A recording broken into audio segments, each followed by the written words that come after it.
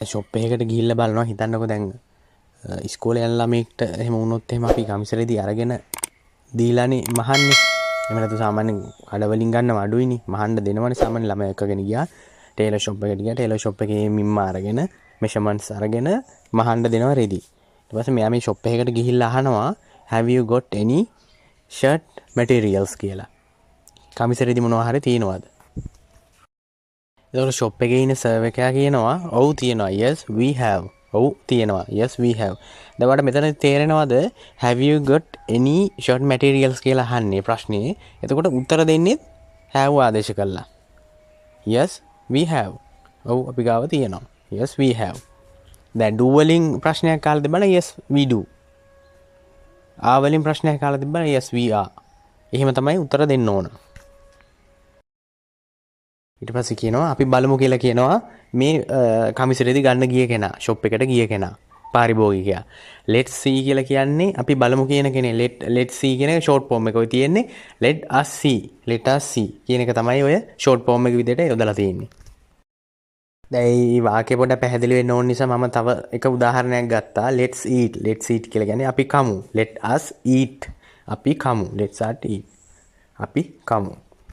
Shop එකේ සේවකයා කියන ඊට පස්සේ actually නෙමෙයි actually කියලා කිය શબ્ද කරන්නේ actually this is an imported one මේක ආනයනය කරපු රෙද්දක් this is an imported one දැන් වාට තේරෙනවනේ අපේ අය කඩේකට කඩබිලකට ගියොත් ගොඩාක් හරි බලන්නේ රටින් ගෙන්නපු දේවල් ගන්න තමයි කියන්නේ අපේ දේවල් අගේ කිරීමක් නැහැ නේ ඒක ඉතින් අර ඉස්සර ඉඳලම අපේ දේශපාලනයත් එක්ක එන විකාරයක් ඇත්තම කිව්වොත් එහෙම දැන් අපේ දෙයක් අගේ කරන තත්වයකට මිනිසුන්ගේ මයින්ඩ් එක හදලා තිබුණා නම් ওই ප්‍රශ්නේ ඇති වෙන්නේ නැහැ.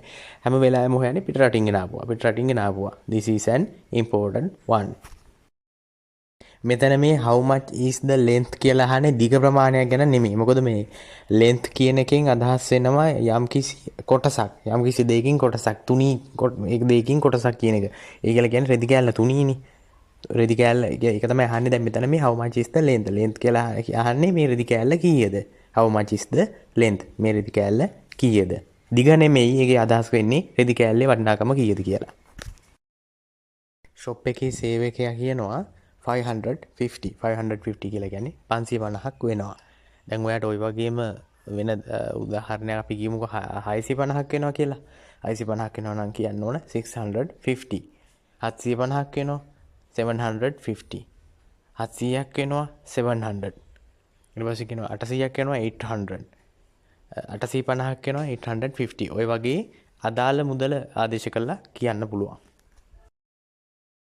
ගත්ත කටටම කියනවා පාරිභෝගිකයා කියනවා ගොඩක් it is too expensive ඒක ගොඩක් ගණන් වැඩිනේ.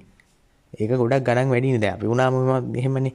දැන් සාමාන්‍ය ෂොප් එකකට ගිහිල්ලා මොන හරි ගන්න වෙලාවට අපි හිතන් ඉන්න ගාණක් තියෙනවනේ මේක මේ වගේ ගාණක් වෙන්නේ නැති කියලා. එහෙම නැතුව එයා වෙන ගාණක් ඊට වැඩි ගාණක් කරවස කියනවා ඒක ගණන් වැඩිනේ. it is too expensive. එහෙම කියලා කියනවා.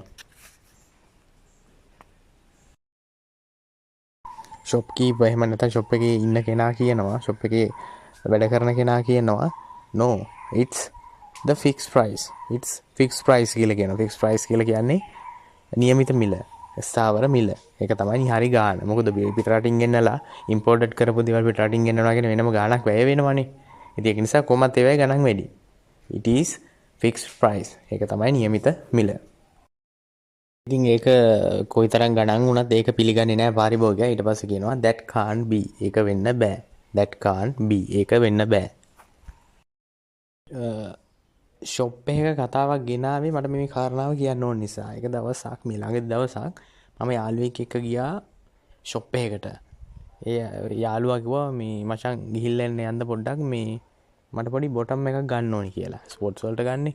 බොටම් එකක් ගන්න ඕනි කියලා ගියා. ඉතින් දෙන්නත් එක්ක හැබැයි වැහි වෙලා ආව හොඳට වැස්සේ තෙමිලා තෙතබරි වෙලා ගියා. තෙතබරි වෙලා ගියාට පස්සේ ෂොප් එකට ගියාට පස්සේ ෂොප් එකට ගිහිල්ලා මුලින්ම අපි ගියා ඉතින් රෙදි බලන්න. දැන් ওই බොටම් එක බලන්නත් එපා ගන්න කලින්. බැලුවට පස්සේ සයිස් එක ගැලපෙන බොටම් එකක් තිබුණා. හැබැයි ඒක 1500යි කිව්වා. ඒක 1500යි කිව්වා. 1500 කිව්වට පස්සේ අපි කිව්වා ඒක ටිකක් ගණන් වැඩි. ඒ තරම් ලොකු වටිනාකමක් වෙන එකක් වෙන්නේ නැහැ. දැන් අර මෙතන මේ ෂොප් එකේ කිව්ව කතාවම තමයි මම මෙතන කියන්නේ. ඉතින් ගණන් වැඩි. ඒක නිසා මේ ඒක හරියන්නේ නැහැ. මම වෙන තැනක් ගිහිල්ලා බලන්නම් කියලා දැන් අපි යාළුවෝ දෙන්නත් එක්ක ගියා ඉතින්. ඊට පස්සේ වෙන තැනකට ගිහිල්ලා බලනකොට එතනත් පොඩ්ඩක් ගණන් වැඩි වගේ. එතන තිබුණෙත් නැති මට මතක විදිහට තිබුණේ නැහැ. තිබුණා. ඊට පස්සේ ආයෙත් අතනටම ගියා අපි දෙන්න. එතනට ගියාට පස්සේ මේ ඊට පස්සේ දැන් එතන ෂොප් එකේ දැන් ඔය අපිට මේ බොටම් එක පෙන්නපු ෂොප් එකේ හිටිය සේවකයා කිව්වා මේ බලමු ගිහිල්ලා තව අඩුවට තියනවද කියලා. ඊට පස්සේ ආයෙත් ගියා බලන්න. ගියාට පස්සේ ඒකම ඒ බොටම් එකම අපිට පෙන්නලා කියනවා රුපියල් 800ක් දෙන්න. රුපියල් 800ක් දෙන්න මේ රුපියල් 800ක් දීලා මේක අරගෙන යන්න කියලා යාම කිව්වා. ඉතින් අපි පළවෙනි වතාවටම ගිහිල්ලා යා කිව්ව විදිහටම ඒක ගත්තනම් වෙන්නේ මොකද්ද? ගත්තනම් වෙන්නේ රුපියල් 1000 රුපියල් 700ක පාඩුවක් කරගෙන එන්න වෙන්නේ.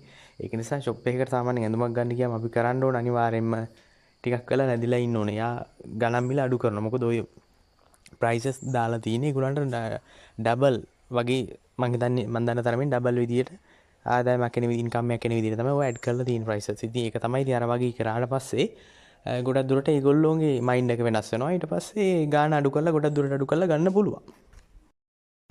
ඉතින් ඒ කාරණාවත් එක්කම මේ වීඩියෝ එක අවසන් වෙනවා. ඔයාට බොහොම ස්තුතියි.